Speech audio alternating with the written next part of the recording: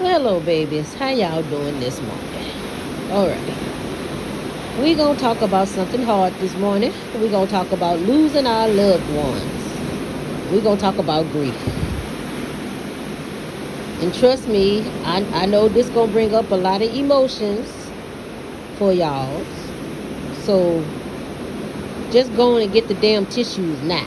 If you think you're going to need it. Or that's okay if some of y'all like to run your nose and wipe your tears with your elbows and your hands. That's okay too, baby, because OGG love you as you is, and you just do what you need to do, but just make sure that you get those old emotions out, because it's okay to be you and do what you do. Now we're gonna stop for a second and say good morning, baby, because ain't nothing wrong with saying good morning. Hey, good morning, sir. How you doing? Yeah, baby, ain't nothing wrong with saying good morning. So here's the deal. We all lose people that we love, baby. And it's gonna happen. One day, somebody gonna be grieving us. But now, let's talk about that. What do you believe happened when you leave here, baby? That's the first thing you're gonna have to make up in your mind. What is your beliefs? Okay, so let's just deal with that. If you don't believe nothing happened but worms eat your ass, and that's truly what you believe, then you ought to be the best person that you can be when you're here. You ought to be making the most and the best of memories while you are here. Then you need to be treating people the best that you can while you are here. Right? If that's who you is. If you believe like OGG that there's a better place when we leave here, that we are spirits, and spirits we return, and this old body meat suit just die. It ain't our spirits that die. We just return to our original states as spirits. Okay? And that we go to a more divine place if we are deserving of that. Okay? And so to which we return. And so it ain't no sad thing to die. The sad thing is that the people on earth who we have developed bonds with and who we love, we don't connect in the same way as what we used to connect, because we are not in the same form of connecting as we used to be. So then that leaves us options. We either have to learn how to connect in a different way, which is very much possible, or we have to wait until we are in the same form again to connect. Okay? Still, I'm going to have the same goal as the person that think worms is just going to eat that ass. And I'm still going to want to do good, treat people well, do the best living that I can. I'm still going to try to be the best human being that I can, because I want to get to this place. I want to be in spirit form and see my loved ones again. So it still don't negate whether you believe or whether you don't believe.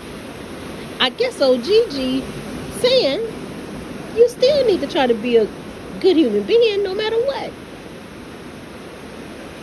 I guess there is a third option if you just a rotten fucking human and just a piece of shit, and you just don't give a fuck.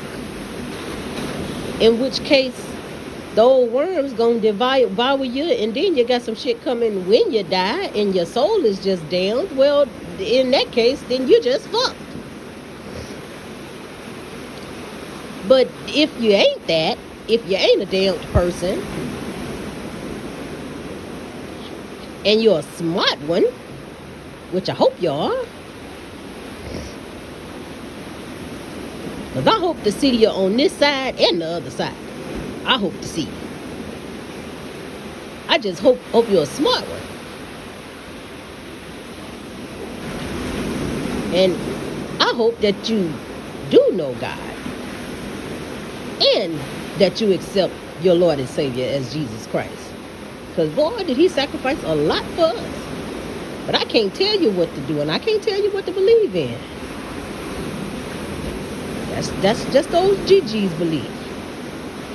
But I tell you what, faith is a lot of my resource. And you're going to need some resources to get through grief. Because when a person body meat, suit, is no longer here, and we miss that person, especially parents and kids. I've lost 2 children now. I lost a daughter, I lost a son. My son was 14, just got out of school.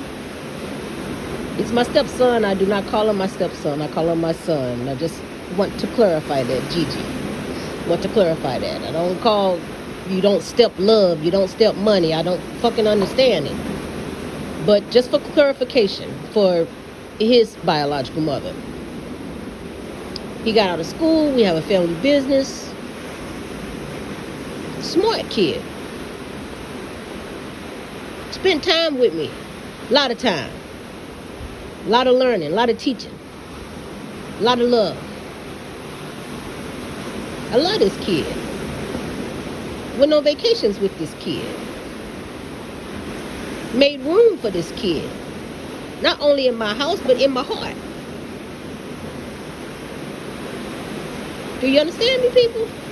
When you love something, love somebody, that's deep. Wasn't nothing I wouldn't do for this boy. He gets out of school, maybe at the family business, maybe 2.5 hours, 3 hours.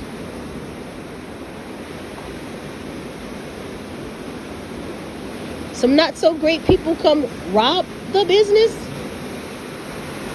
get what they want, and still shoot. And he got shot and died.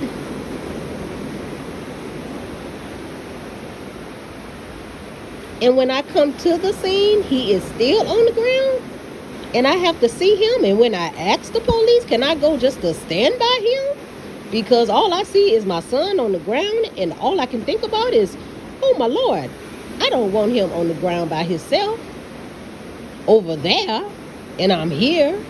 I don't want him over there by himself.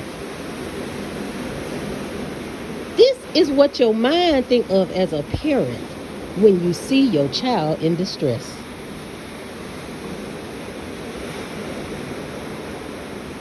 Not wanting him to be alone. Not wanting his body. Spirit no longer there. Not wanting his body to be on the ground alone. That's grief, y'all. That's grief. So parents, I understand you.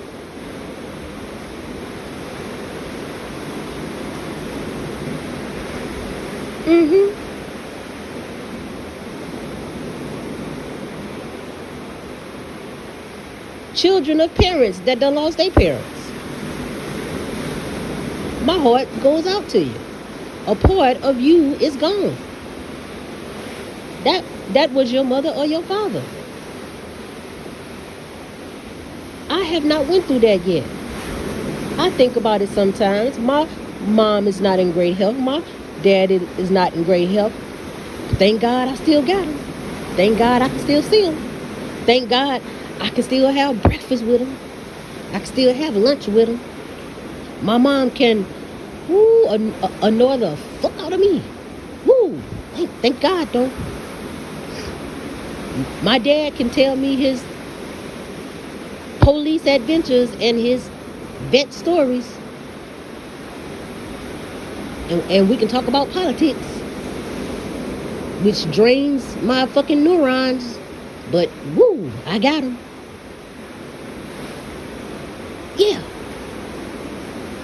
love them to death.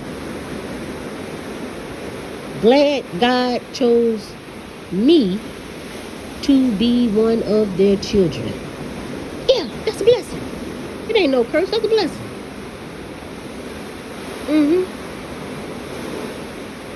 And it was not by accident, it was by design. So catch that.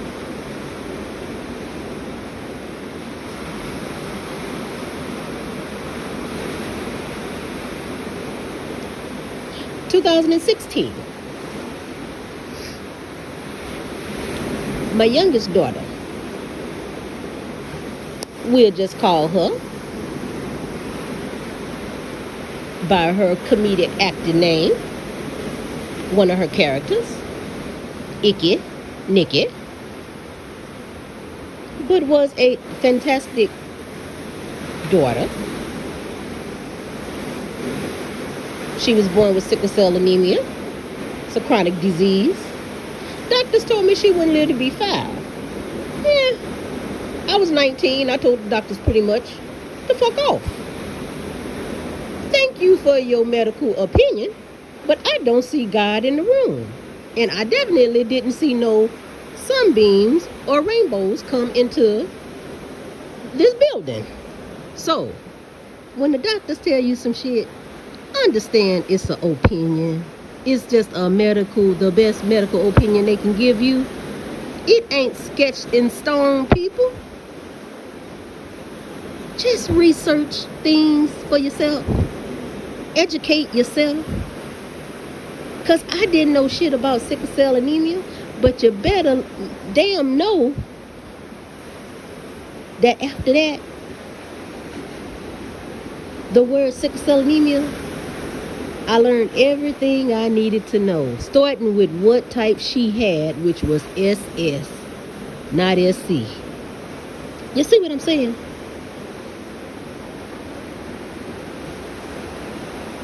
Sickle cell knew me better than I knew it when I was done with the motherfucker. Every time we went on vacation, I stopped and knew where a hospital was.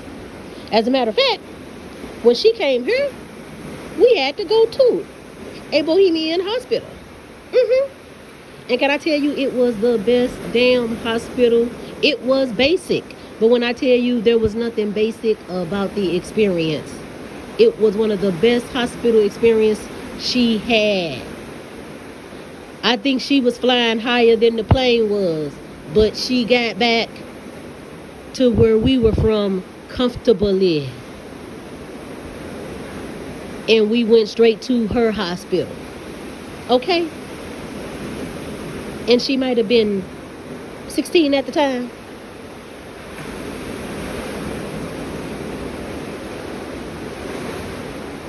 So just research and know what doctors suggest to you may be going on. So anyway, born with sickle cell anemia. Doctors told me she wouldn't live to be 5. 2016, my Icky passed away a day after Thanksgiving. Now, she passed away in a hospital where she was discharged. I was out of the country in Jamaica. Very hard to deal with. A lot of issues with that within myself.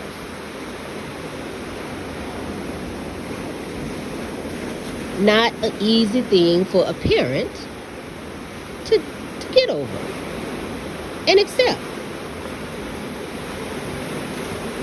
And also at the time, I was going through my master's program. So, not a great time for old Gigi. But there's a few things I remember. About this moment. One, the day of Icky's passing in Jamaica, where I have family there, was the best. I had the best time of my life that day. I had went some. Now I know Jamaica, okay, but this particular day, I had went to some places on this island I had never been. I had did some things I had never been. I had danced and sung with a band and a group. It was just a phenomenal time. It was like a beautiful calm before the storm. And I think about that because that was a beautiful grace God gave me. I couldn't have had a better day that day. I really couldn't have. It was just amazingly odd how perfect the day was.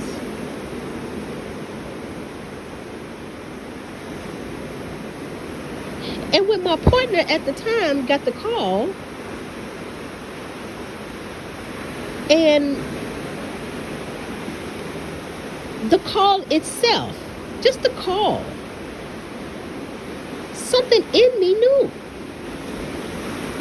This is how connected we are to each other, no matter where we at and what we do. And we got to start treating each other like we are more connected to each other. Because we really are.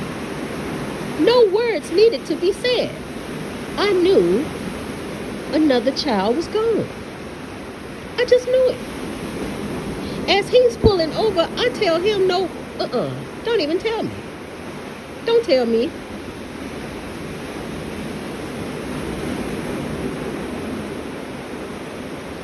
Because I'm telling y'all, I knew that my daughter was no longer on this plane. I knew it. I knew it. I could feel something in me lessen. A part of me was less. That's the only way to describe it. If you're a parent or if you're a child that's missing your parent or your child, you understand what OGG is saying. When you have that loss, you know what that less is.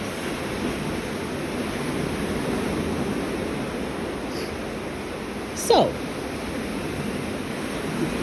we had to work out all the airline information,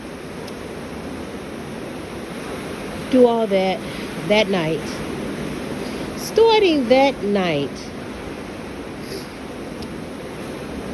there was nothing but comfort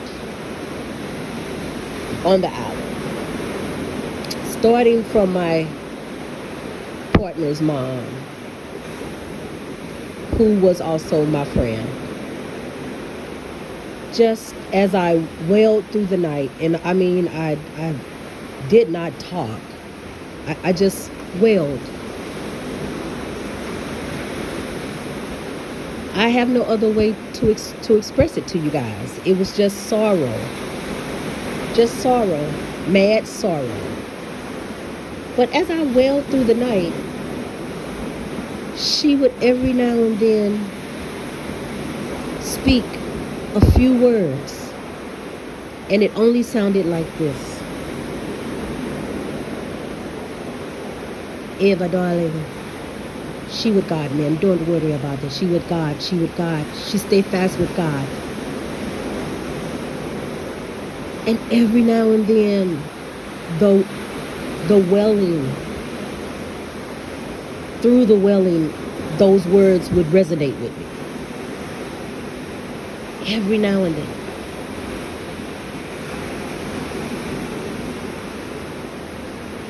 every now and then.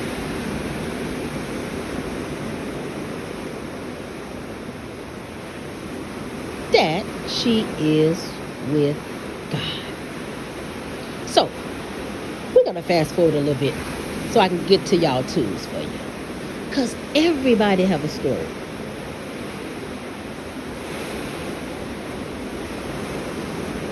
Everybody have a story. The people I've met on this island when this hurricane came.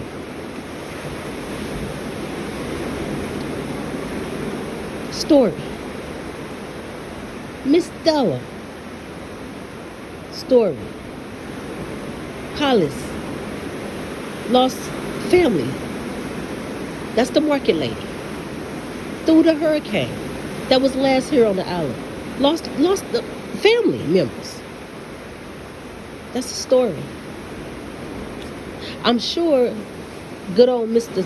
Stubbs, which is my taxi driver, shout out Mr. Stubbs. Good old Gigi, gotta give you some shots out. Now Mr. Stubbs, y'all, he's a smart one. Yes, he is. Smart man. Ain't been talking nothing but the truth since old Gigi been down here. He's a godly man. And I like old Mr. Stubbs. So, shout out to him. But look.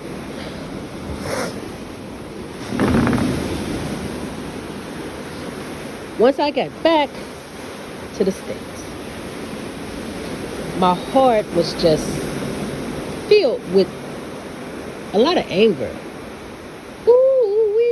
A whole lot of resentment. I was resenting that I took that trip. I was resenting that the last time Icky called me and was saying how the hospital didn't know what was going on. You know, they gave her this medicine, they gave her a transfusion, but she okay. She hope I'm having fun. You understand me? So now I don't know the accountability on some things. It's questionable. A lot of things going on here. But does it matter? Because she not here. I was resentful about that.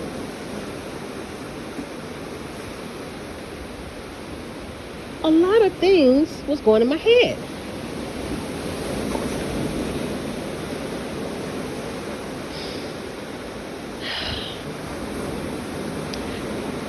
When I got back, 2 schoolmates from my master's program came over. Another graceful God that really said some things and helped me out. 2 people even on the airplane. I did not say that were not supposed to be on the airplane. They were there. They helped me out.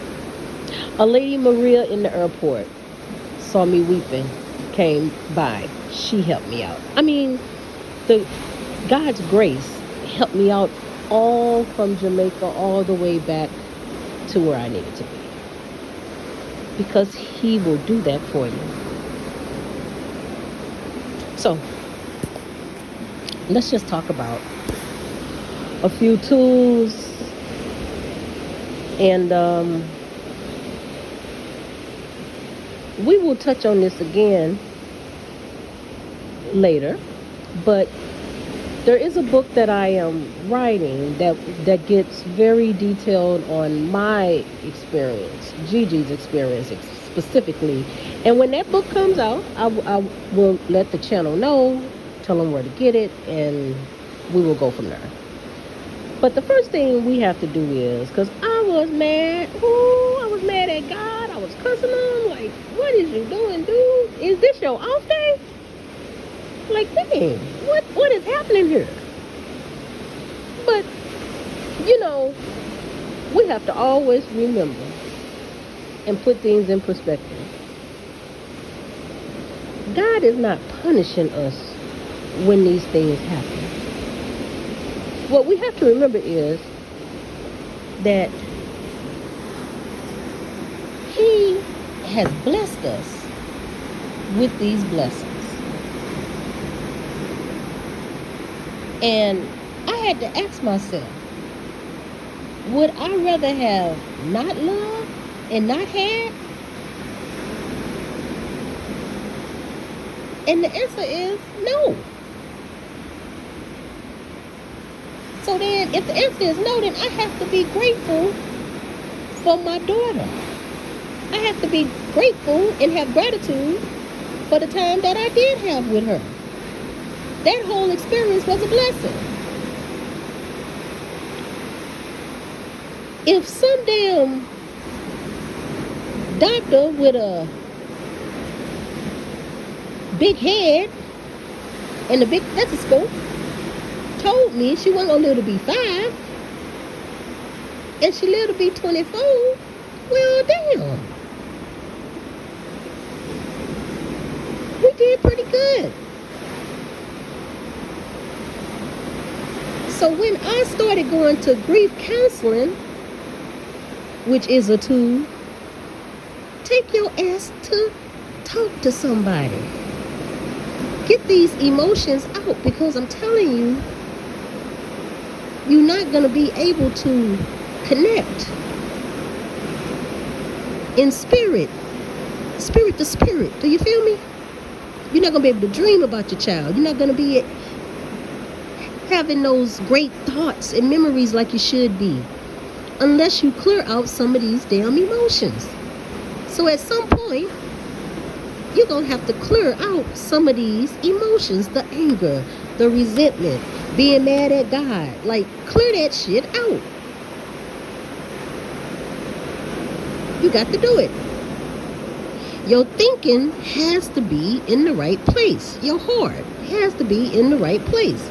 And sometimes that take processing, and that's what processing is, owning up, dealing with your emotions. Sometimes you got to process your emotions. So when old Gigi went to grief counseling, I was able to do that. Now, it took me some months. So you can't be no punk bitch. It's going to take some months. So just put on your big girl drawers, your big boy drawers. No, it's going to take some months for you to process your shit. But once you process it, you will have the experience that you are looking for. You will see your child again. You will talk to your child again. In a dream, most likely. Or you will start to experience things around the house, because they will be able to connect with you, believe it or not. It happens. I could tell you shit, but you probably won't believe me. I started a business in Icky's name. This was after I processed my shit. And my damn copy machine went crazy one day at the business. And do you know it spelled out my daughter's name? I can't make the shit up. But I got one better for you than this, because it involves somebody else. So ain't no way that old Gigi could just be saying this. After my daughter's death, she came to a dream in her sister's dream. And she simply said this one word, and it is the title of my book that I am currently working on now. Right now, after I leave from talking to y'all, I'm going to go back and write some more of my manuscript. She said, "Tell mama she's blocked." Okay. So when my other daughter told me, "Hey, she said you blocked," I said some words. Yeah, okay. Tell her ass need to find a way to unblock me. Well, you know, that ain't how it works. I have to do the work so that I can get unblocked. The work was getting rid of the anger. The work was getting rid of the resentment. The work was being grateful that I had her and remembering the good times, not the bad times. Thinking of what I had, not what I lost. Are y'all with me? I had to put my shit into perspective. I had to stop being angry at God and talking about what you done took away, and had to remember what he gave me. Now y'all with me. Now we all on some smart ones shit now, right? These are the tools on how you deal with grief. So let me recap them, because I know I'm all over the fucking place. Okay? So, how do we deal with grief? We want to put things in the right perspective. We want to say what we are grateful to have had and what we got out of being with the person. We want to concentrate on what we have and had, not what we lost, baby. Think about what that person brought into your life, not what you are missing from the person's life, or from what them not being there, what you are losing. Okay. Second thing, would you rather have loved than to have never loved at all? You gotta ask yourself that. That again brings you back to the value of you having the human being that you had. What did that person teach you? I know my daughter taught me a lot of shit, especially when she went to Portland, Oregon, and she was valedictorian of her flight attendant school, and she came back teaching me how to do shots. I'm like, what the fuck? Yeah. Your little ass, you little motherfucker, you done taught me something, alright? Plus done gave me a damn bill. Congratulations, parents. This is the shit that we got to deal with. Yeah, I tell you, parenting is hard.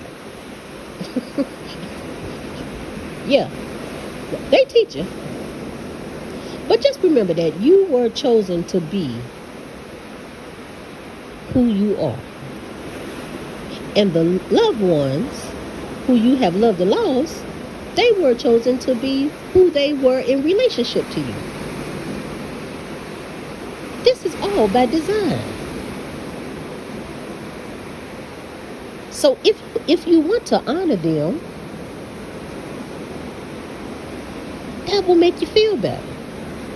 It ain't nothing wrong with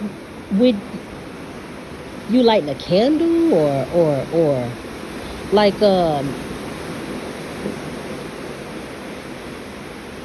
saying a dedication prayer to them, or